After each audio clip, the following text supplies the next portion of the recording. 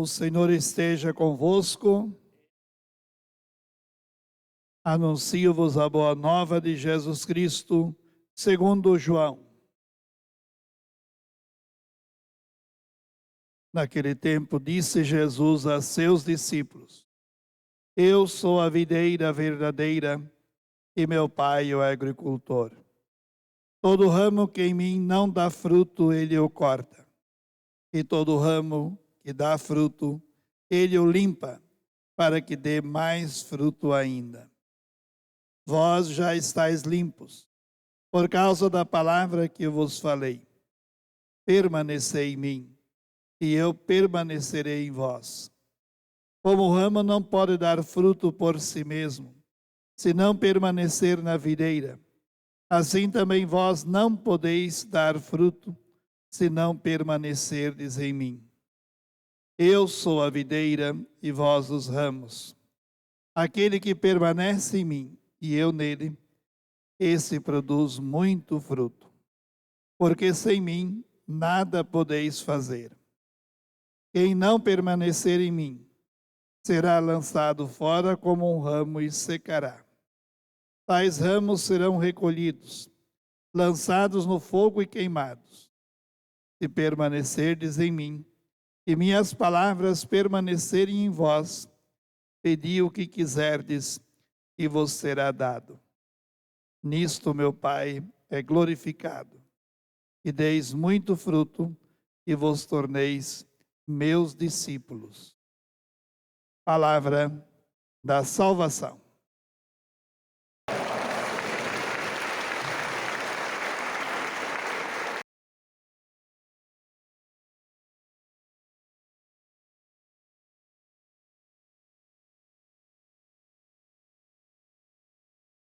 Prezado irmão no sacerdócio, Padre Odilo, desde já agradeço o convite de estar hoje aqui com vocês, presidindo a esta Eucaristia. Caríssimos irmãos e irmãs, celebramos hoje o 6º dia da nossa novena e as leituras que a Igreja hoje propõe para a nossa reflexão são leituras muito profundas e que nos trazem reflexões e até mesmo catequeses. Na primeira leitura, tirada do livro dos Atos dos Apóstolos, nós vemos o primeiro concílio da Igreja, o concílio de Jerusalém. Sempre que a Igreja precisa se reunir em um concílio, para tratar de alguma questão pertinente que está talvez atrapalhando o andamento da igreja, ou para corrigir algum erro doutrinal que está se espalhando, e assim por diante. Então, durante a história da igreja, aconteceram muitos concílios. Aqui o primeiro nós vemos que os apóstolos se reúnem para tratar de uma questão: o que seria necessário para que os pagãos se tornassem cristãos? Se fez uma grande confusão. Muitos queriam que eles observassem a lei de Moisés, fossem circuncidados, outros achavam que não. Então se reuniram os apóstolos e depois chegam a uma conclusão. Vai continuar essa leitura ao longo dos próximos dias.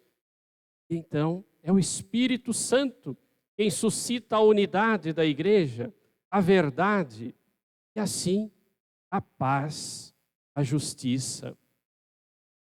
Ao longo da igreja, houve a necessidade muitas vezes. E o concílio é algo que traz realmente a vontade de Deus. Por isso, na continuidade dessa leitura, quando tomaram a decisão, assim disseram: o Espírito Santo e nós decidimos. A igreja é guiada pelo Espírito Santo. É Deus quem está por detrás de tudo. É claro, por ações humanas. Deus não desce do céu abrindo as nuvens e ecoa a sua voz dizendo: eu quero que seja dessa forma. Mas Ele ilumina com o Espírito Santo para que se chegue a uma conclusão. Nós somos frutos também de um concílio. Qual foi o último concílio que aconteceu na igreja? O Concílio Vaticano II. E nós trazemos os frutos deste concílio. Por exemplo, quem é mais de idade se recorda. Antes do concílio, como que era a celebração eucarística? Em latim, de costas para o povo, praticamente não se entendia aquilo que o padre dizia. Eu não sou desse tempo não, né? Eu já sei da história. Mas será que se hoje, nos tempos em que vivemos, se a missa fosse em latim e ninguém entendesse nada do que se dizia, será que a Eucaristia celebrada iria atingir o nosso tempo? Atingir os nossos jovens? Não. Então, isto é fruto de um concílio.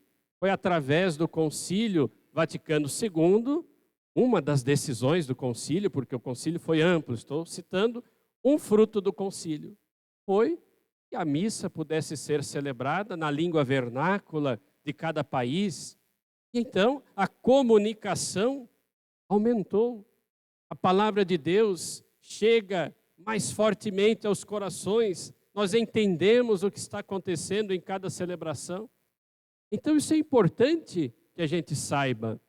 A igreja é sempre guiada pelo Espírito Santo. Porque a gente ouve tantas pessoas que criticam, que falam mal. Não, a igreja é guiada por Deus.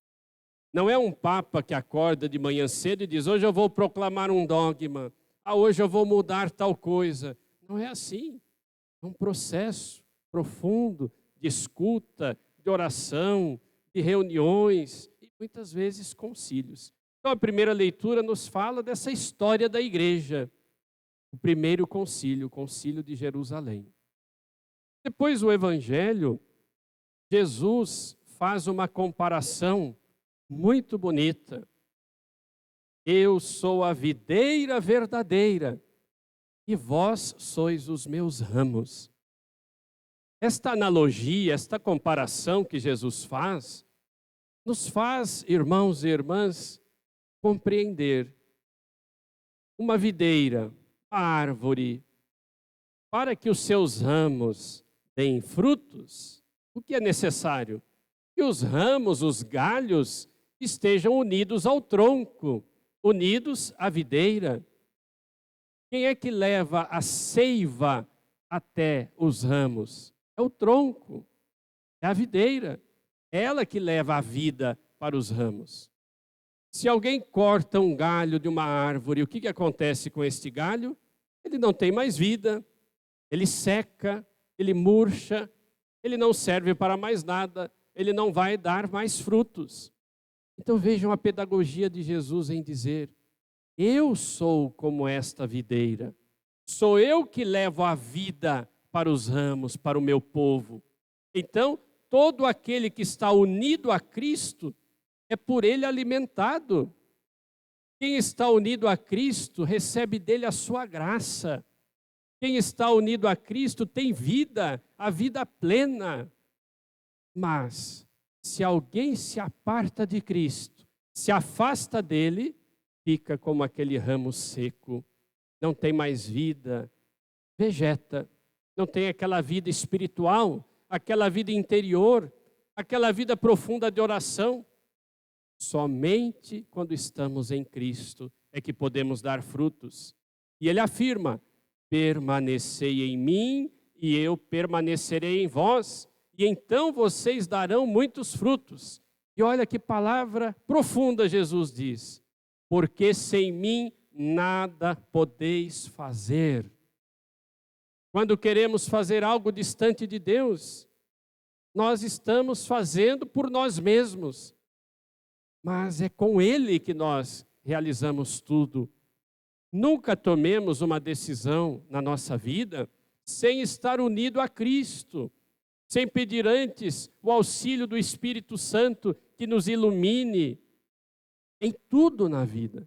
Se nós nos afastamos de Deus e, sobretudo, pelo pecado, então nós caminhamos por nós mesmos. que temos mais chance de errar, de nos equivocar, de nos frustrar, porque nos separamos dele. Unidos a Cristo, temos tudo. Ele nos ilumina. Agora, ele respeita o nosso livre-arbítrio. Se nós quisermos nos afastar dele, ele vai respeitar. Mas tudo na vida tem as suas consequências. Se eu decido me afastar de Cristo, então as consequências também virão. Então, irmãos e irmãs, através destas leituras, a gente pode se perguntar: eu estou unido a Cristo verdadeiramente?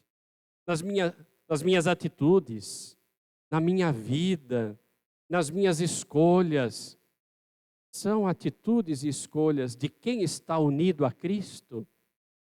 Ou será que eu sou unido a Cristo somente quando eu vou à missa, somente quando eu ouço a sua palavra, e quando eu saio da igreja, a minha vida é outra? Há que haver esta coerência entre a fé que professamos e a vida que vivemos. E nesse sentido, nós estamos vivendo um ano muito importante da igreja, um ano santo. E o tema desta novena está totalmente ligado ao ano santo. Com Maria, mãe da igreja, sejamos peregrinos da esperança. Peregrinos da esperança. Peregrinar significa caminhar. Esperança, aqui nós precisamos purificar esta palavra. Porque muitas vezes, quando a gente fala em esperança, vem à nossa mente é acreditar que algo vai acontecer. Para muitos, é ter um pensamento positivo de que tudo vai dar certo.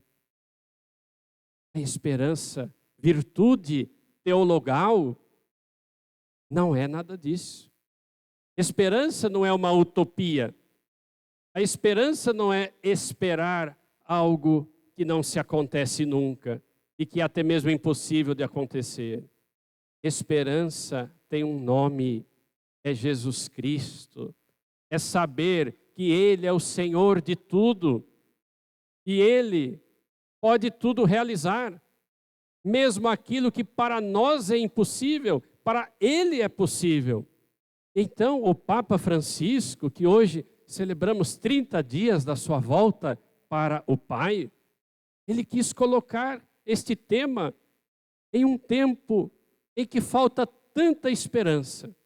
Ao longo desses últimos anos, quantas coisas vivenciamos, quantas tragédias, quantos momentos tristes, quantas vidas ceifadas, a guerra, a pandemia. Tudo isso parece que foi roubando da humanidade essa esperança. E então o Papa quis conclamar esse ano santo para lembrar, nós temos esperança sim, porque Cristo é tudo, é Ele que está no nosso centro. E então quem está em Cristo tem essa esperança. Nós recebemos 3 virtudes que são infusas, isto é, colocadas por Deus na nossa alma, que é a fé, a esperança e a caridade, o amor. Então é uma virtude que não pode faltar na vida de ninguém. É Deus que nos dá de presente.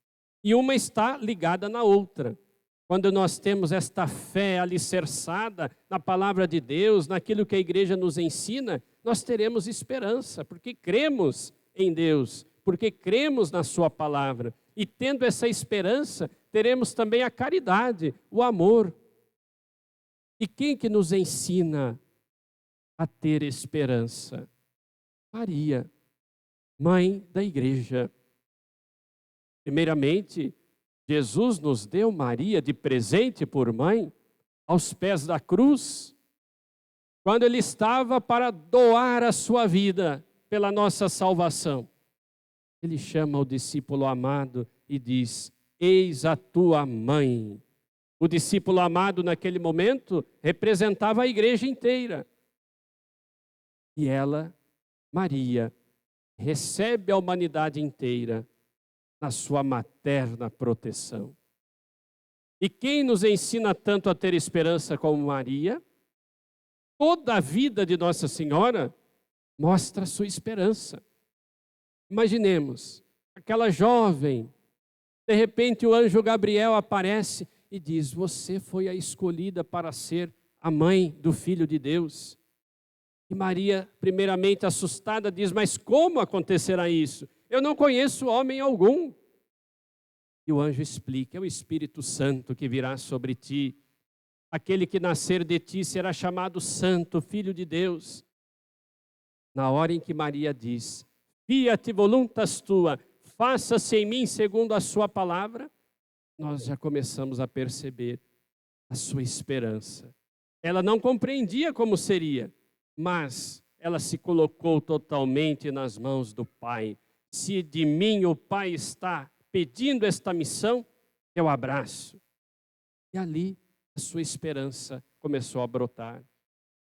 Depois, quando Jesus nasceu, quando Herodes queria matar o menino Jesus, e José e Maria precisaram fugir para o Egito, era a esperança de salvar o menino Jesus. E assim, a esperança até o fim.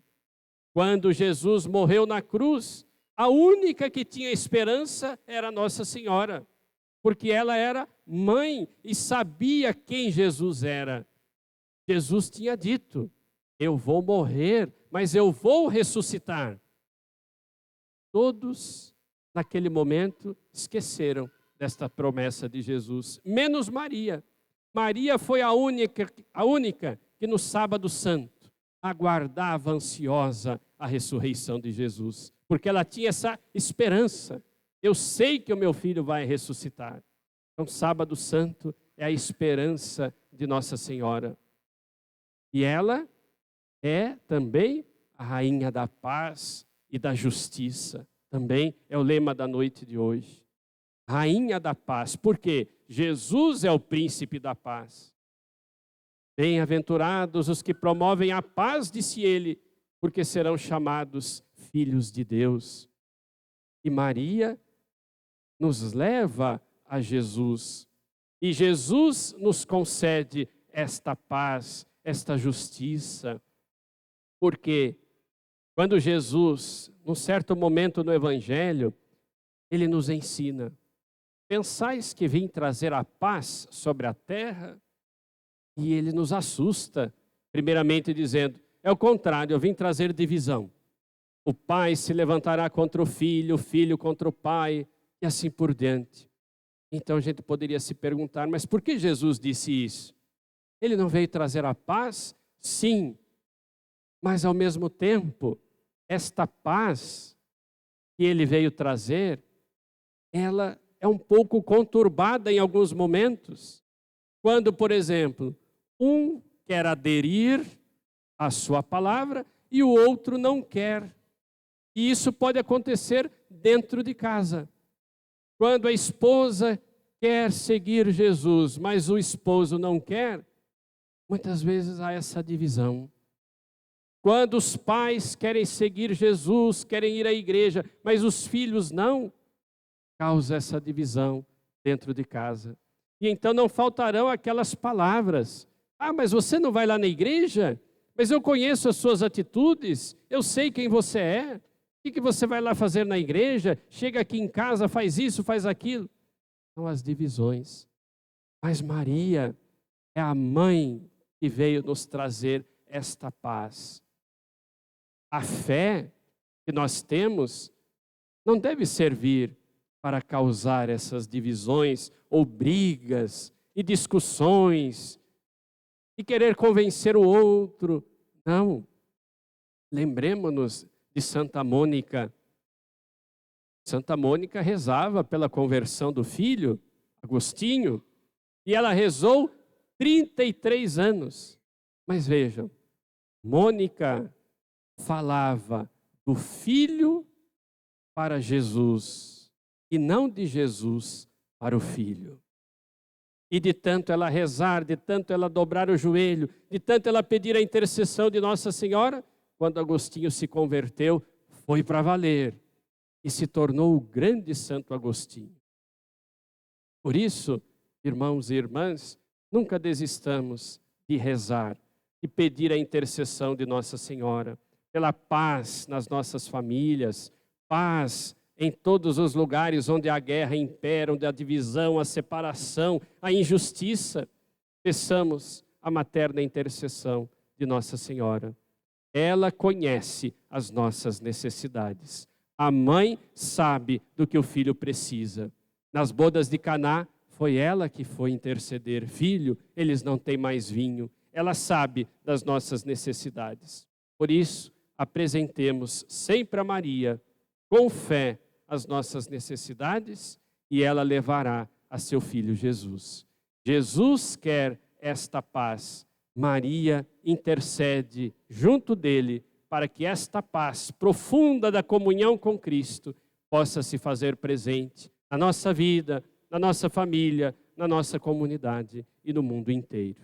E este seja o pedido deste 6º dia da nossa novena.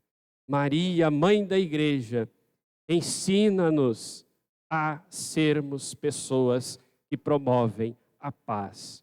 E assim, peregrinando com essa esperança, a esperança de que tudo vem de Deus, que um dia possamos estar com ela no céu, na eternidade, também face a face diante de nosso Senhor Jesus Cristo.